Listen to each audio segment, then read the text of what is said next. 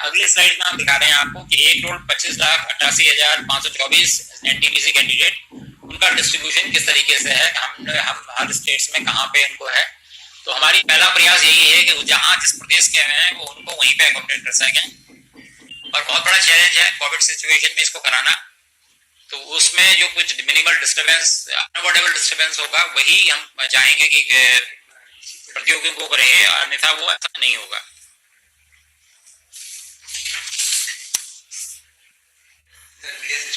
ज्यादा हम कहीं पे यहाँ पे हम मैक्सिमम ओवरनाइट जर्नी का रहेगा कि उनको एक ओवरनाइट जर्नी मैक्सिमम करनी पड़ सकती है।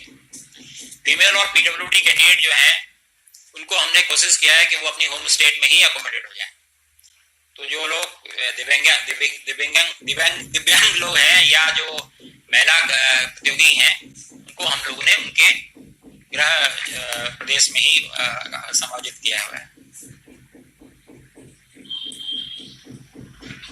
और जैसा मैं पहले बता चुका हूँ कि कुछ अनअवॉइडेबल इंटर स्टेट मूवमेंट होगी, क्योंकि वो जिस तरीके से डिस्ट्रीब्यूशन है कैंडिडेट का, उस वजह से कहीं पे ऐसा रहेगा फैक्टर कि कहीं पे ओवरनाइट जर्नी लोगों को करनी पड़ेगी। और हमने इस मामले में ये कोशिश किया है कि रेलवे की सुविधाएं सदस्यों को मिले, और जहाँ पे हमने अपने जो ट्रांसपोर्टेशन डायरेक्टरेट है उनको उनकी ट्रेवल रिक्वायरमेंट उनको बता दी है, और जहाँ जरूरत पड़ेगी और जहाँ पे वो फिजिबल होगा वहाँ पे हम लोग स्पेशल ट्रेनें उनके लिए चलाएंगे। हमने सभी चीफ सेक्रेटरीज को स्टेट्स में उनके संज्ञान में इस बात को लाए हैं। हमारे अध्यक्ष महोदय ने उनको लिखा है कि वो जो हमारे आरआरबीज हैं, जो रेलवे रिक्रूटमेंट बोर्ड्स हैं, जो रेलवे भर्ती परिषद हैं, तो उनको वो उचित वहाँ लोकल एडमिनिस्ट्रेशन को ये आदेश दें या उनको ये सुझाव दें कि उनको उचित सपोर्ट दिया जाए और वो उनको, जिससे कि स्मूथली ये एग्जाम कंडक्ट हो सके।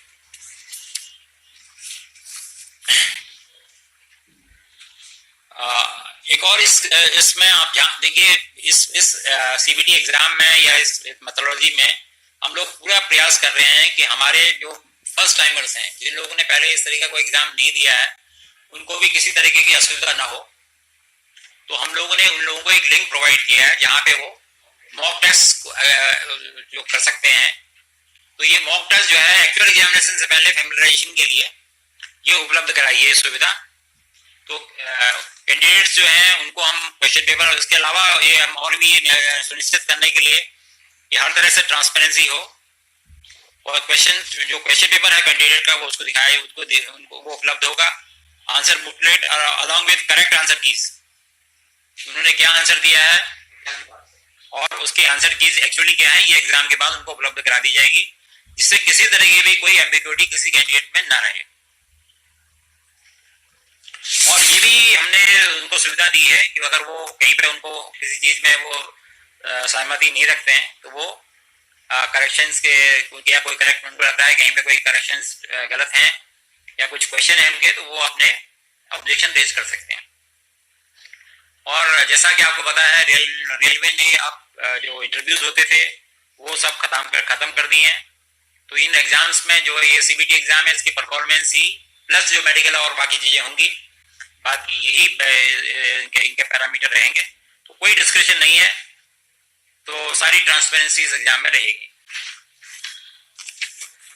इस एग्जाम में हमने इंटीग्रिटी जो है, हाई लेवल की इंटीग्रिटी रखने के लिए क्या लिखा है कि biometric and photo capture before exam, ये सुविधा दी है कि जो एग्जाम से पहले बायोमेट्रिक और फोटो कैप्चर जो है वो जो हमारे जहाँ पे एग्जाम सेंटर होगा वहाँ पे ये सुविधा रहेगी कि उनका बायोमेट्रिक भी होगा और उनका फोटो कैप्चर भी होगा, जिससे कि इम्पर्सोनेशन, आपने कई इस तरह की घटनाएं देखी हैं जहाँ पे दूसरे कैंडिडेट अपेयर हो जाते हैं, बाद में काफी लॉ एंड ऑर्डर सिचुएशन हो जाती है या पुलिस कंप्लेंट हो जाती है।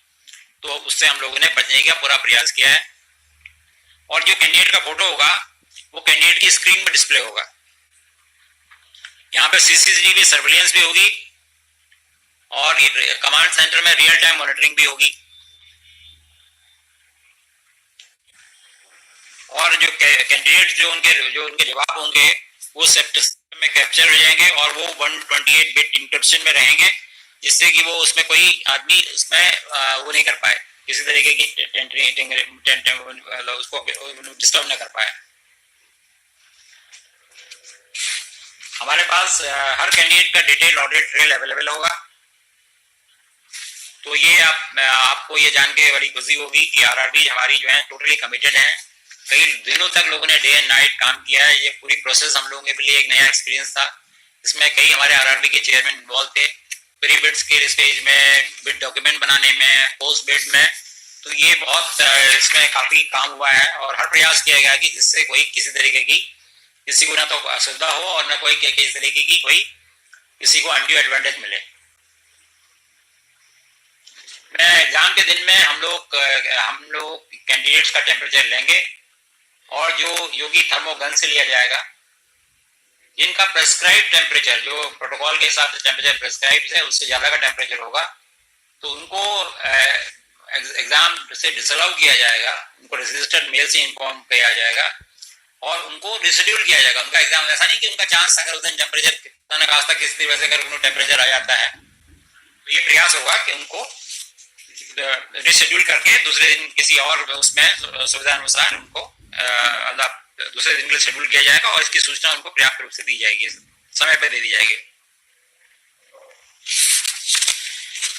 यहाँ इस एग्जाम में कैंडिडेट को फेस मास्क पहनना है। वो अपना फेस मास्क खुद पहनेंगे और एक हमने और ये देखा है कि हम ये नहीं कह रहे हैं कि उनको कोविड टेस्ट करा के आना चाहिए, पर हम ये कह रहे हैं कि वो एक डिक्लेरेशन देंगे कि भाई उनको प्रेस्क्राइब फॉर्मेट होगा उसका कि उनको उनको कोई कोविड टाइप की इस तरह की कोई समस्या नहीं है उनके साथ। अगर ऐसा वो नहीं करेंगे तो उसके में हम फिर उनको एग्जाम में उनको अलाउ नहीं किया जाएगा। यहाँ तक क्राउड मैनेजमेंट का सिस्टम है, टोटल प्रॉपर जो कोविड मैनेजमेंट का जो प्रोटोकॉल है वो फॉलो किया जाएगा। वो मेन गेट से एग्जाम लैब्स तक जिस तरीके से है वो सब मतलब कहीं पे भी कोई कमी नहीं रखी जाएगी। और हर शिफ्ट के बाद एग्जाम, जैसे मैंने आपको बताया था कि 2 शिफ्ट में होगा, तो हर शिफ्ट के बाद एग्जामिनेशन सेंटर को सैनिटाइज किया जाएगा जिससे कि दूसरे शिफ्ट वाले लोगों को कोई तकलीफ ना हो और किसी तरीके की कोई असुविधा ना हो और किसी को ये संज्ञान में भी न रहे कि या किसी को इस तरीके का अनिश्चितता ना हो कि भी क्या होगा उनका करके।